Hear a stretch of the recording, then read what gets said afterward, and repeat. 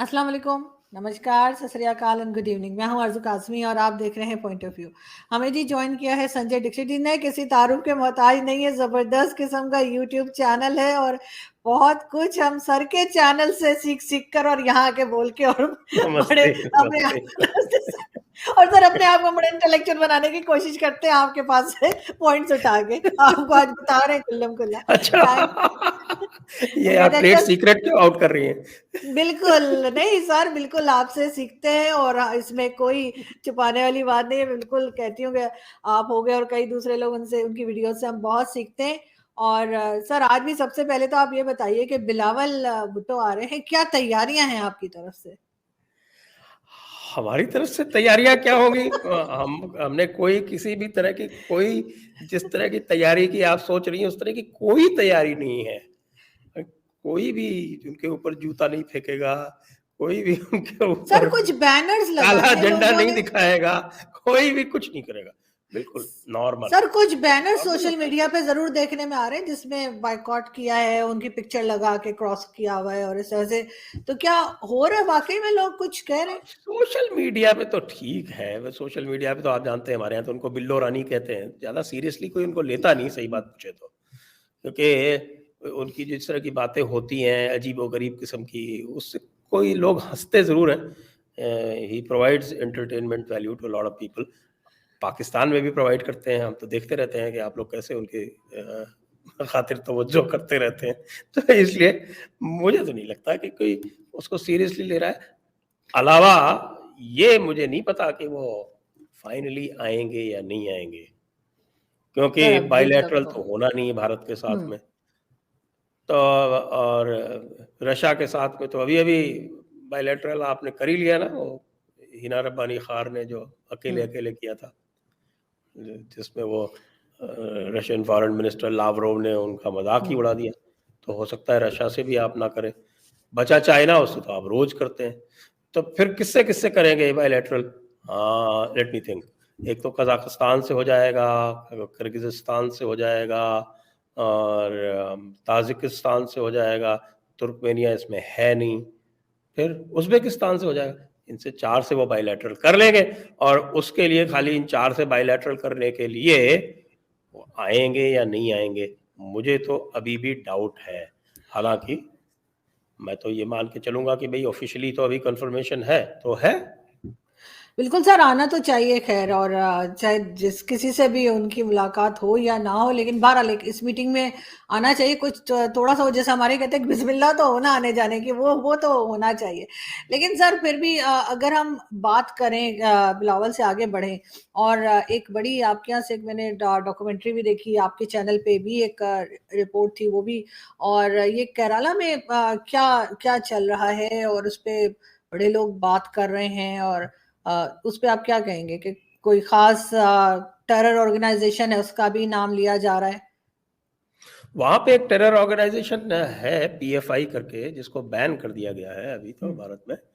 और वो पीएफआई जो है वो केरला में ही सबसे अधिक एक्टिव था। अ, केरला जो हमारा स्टेट है वो एक ट्रूली मल्टीकल्चरल स्टेट है और उसमें करीब 55% जो है वो हिंदू हैं, तो करीब 20% वहाँ पर मुस्लिम हैं और 20% करीब क्रिश्चियंस हैं वहाँ पे और कोई 25-1% वहाँ पे मुस्लिम हैं।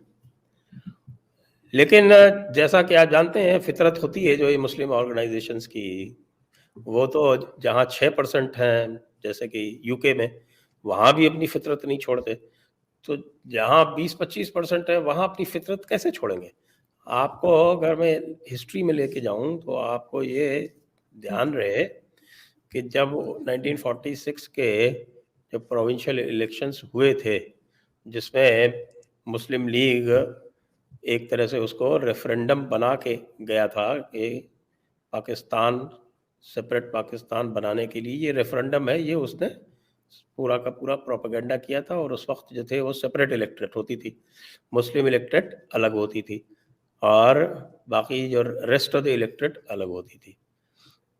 तो ब जो मुस्लिम सीट्स थीं, उसमें से इन्होंने 89% सीट्स जीती थी।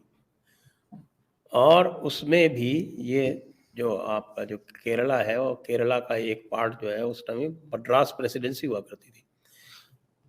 तो मद्रास स्टेट जो थी वो मद्रास स्टेट का ये पार्ट हुआ करता था, नॉर्थ केरला पूरा का पूरा, जिसको आज हम मालाबार एरिया भी कहते हैं। तो इस नॉर्थ केरला में और पूरा मद्रास जो स्टेट था उसमें इन्होंने 100% सीट्स जीती थी। 100%। आप जरा देखिए कि इनके फैनेटिसिज्म का आलम क्या था। जो 100% सीटें जहां नहीं जीती थी वो जो आज पाकिस्तान में जो भी इलाके हैं उसमें कहीं भी नहीं जीते थे 100% सीट्स, और वहां सरकारें भी नहीं बनी थी इनकी। पंजाब में भी नहीं बनी थी, सिंध में भी शुरू में नहीं बनी थी, बाद में फिर डिफेक्शन विफेक्शन करके और नॉमिनेटेड एंग्लो इंडियन मेंबर मिलू के तब जाके सिंध में सरकार बनी थी मुस्लिम लीग की, पंजाब में नहीं बनी थी। लेकिन केरला मतलब यानी मद्रास में, जिसमें केरला का ये नॉर्थ केरला पूरा शामिल था, उसमें बॉम्बे में, उड़ीसा में, या इन्होंने 100% सीट्स जीती थी।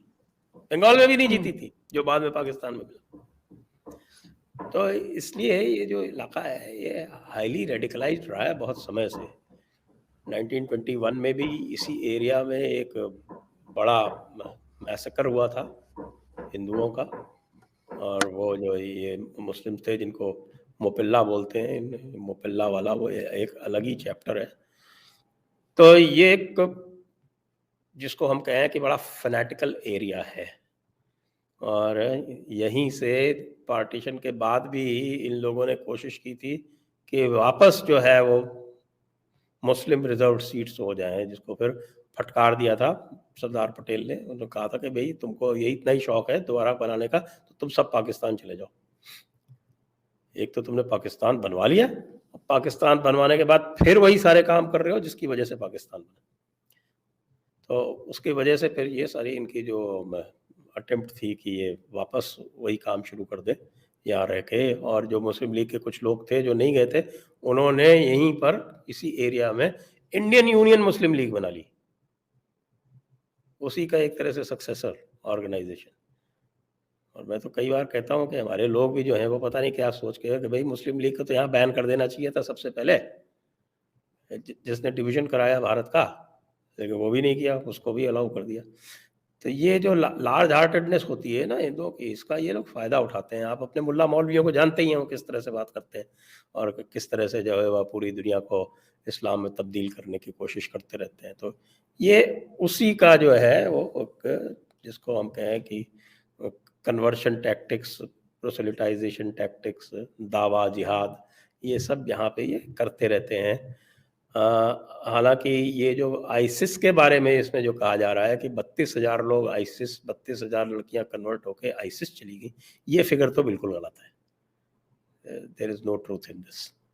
ये फिगर जो है ये कि आईसिस चले गए, आईसिस गई हैं लेकिन they would be closer to 100 or सो, और उसमें कुछ हिंदू होंगी, कुछ क्रिश्चियंस होंगी, ये तो है। और आईसिस क्यों गई हैं, कैसे गई हैं, मुझे पता नहीं पाकिस्तान से गए हैं कि नहीं गए हैं लोग आईसिस में, लेकिन रीजंस वही हैं कि साहब की वो ग्लोबल जिहाद, पूरी दुनिया में इस्लाम का परचम फैलाना, पूरी दुनिया में खिलाफत का राज, और उस वक्त के जो खलीफा थे अल बगदादी साहब, उनको पूरी दुनिया का खलीफा बनाना। आप केरला की बात क्यों करते हैं, आप देखिए यूरोप से कितनी गई थी, पता नहीं कितनी लड़कियां यूरोप से गई थी जिहाद में शरीक होने के साहब की। हाँ ठीक है, और जिहाद में शरीक होने का उनका क्या काम था? टू प्रोवाइड कंफर्ट टू जिहादीज, टू मुजाहिदीन।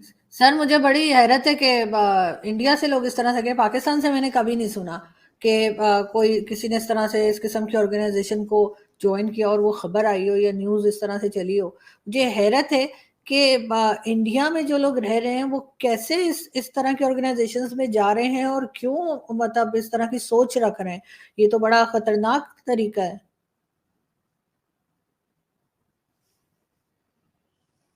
आपका फ्रेम फ्रीज हुआ है शायद।